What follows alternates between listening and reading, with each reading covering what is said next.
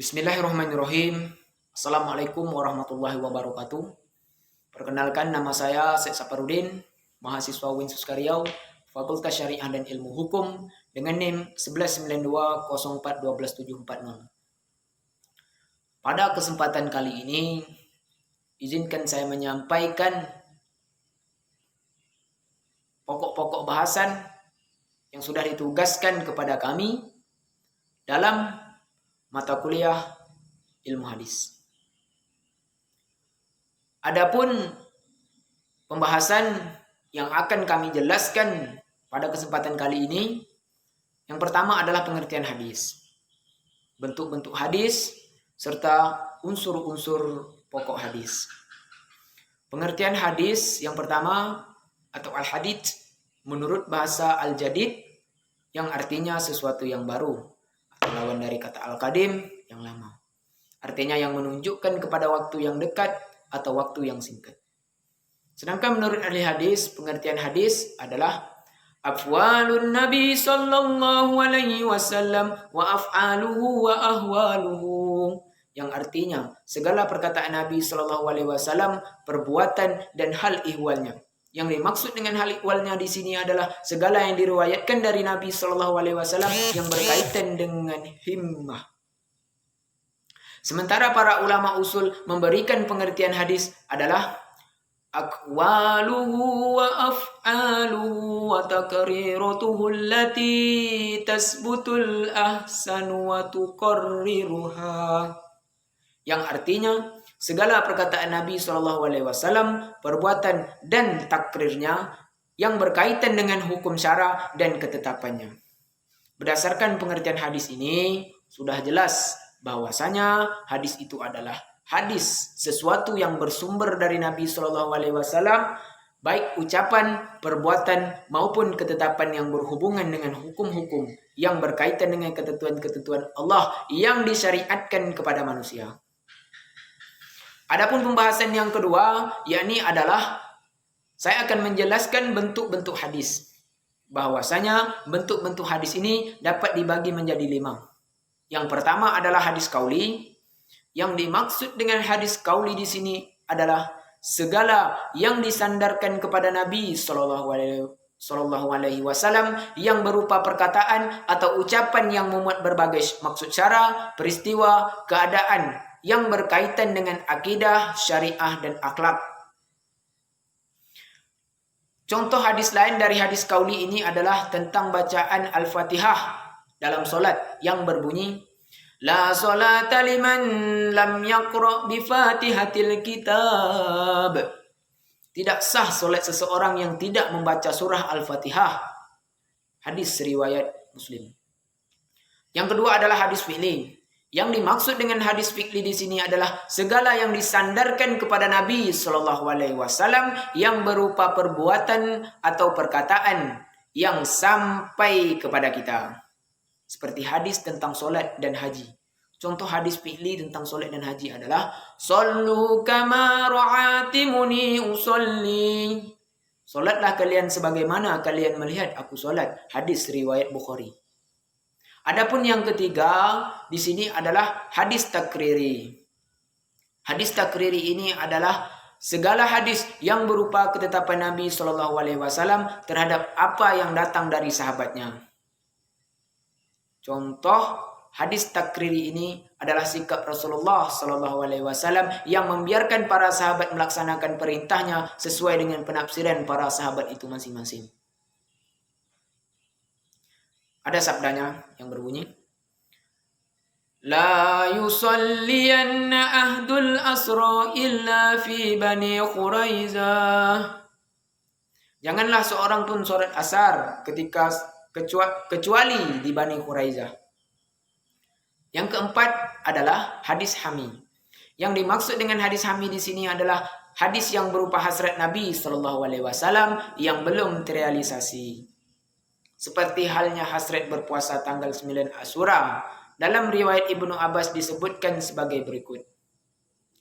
Inna summa Rasulullah sallallahu alaihi wasallam yawma Asyura wa amara bisiyamih قالوا يا رسول الله إنه يوم توزمه اليهود والنصارى فقال فإذا كان العام المقبل إن شاء الله ثم اليوم التشيئا.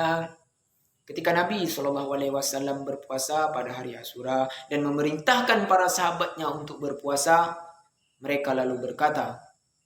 para sahabat lalu berkata, "Ya Nabi, hari ini adalah hari yang diagungkan oleh orang-orang Yahudi dan Nasrani." Lalu Nabi SAW bersabda, "Tahun yang akan datang, insya Allah aku akan berpuasa pada hari yang ke-9. Hadis riwayat Muslim. Nabi SAW belum sempat merealisasikan hasratnya karena Nabi wafat sebelum sampai bulan Asyura. Adapun yang terakhir, yakni hadis ahwali. Hadis ahwali ini adalah hadis yang berupa hal ihwal Nabi SAW yang menyangkut keadaan fisik, sifat-sifat, dan kepribadiannya. Contoh hadis ahwali ini adalah qalu Anas radhiyallahu anhu ma masastu harriran wala dibajan alyana min kaffin nabi sallallahu alaihi wasallam wala samintu rihan qattu wala rafin nabi sallallahu alaihi wasallam. Anas bin Malik pun berkata, "Aku belum pernah memegang sutra murni dan sutra berwarna halus sehalus telapak tangan Rasul sallallahu alaihi wasallam. Juga belum pernah mencium wangian seharum Rasul sallallahu alaihi wasallam." Hadis riwayat Bukhari. Baiklah, adapun yang ketiga saya akan menjelaskan yakni unsur-unsur dari pokok-pokok hadis. Yang pertama ada sanad. Kata sanad menurut bahasa adalah sandaran, yang dikatakan demikian karena hadis bersandar kepadanya.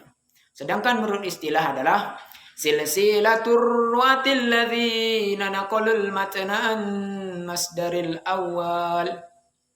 Silsilah para perawi yang menunjukkan hadis dari sumber yang pertama. Kemudian ada yang kedua, yakni matan. Kata matan atau almat menurut bahasa berarti ma irtafa amin al-ardi, yang artinya tanah yang meninggi. Sedang menurut istilah adalah mayyantahi ilaihi saddu minal kalam, yang artinya suatu kalimat tempat berakhirnya sanad. Adapun yang ketiga adalah rawi, di mana rawi ini adalah menjadi yang terakhir dari pembahasan kita.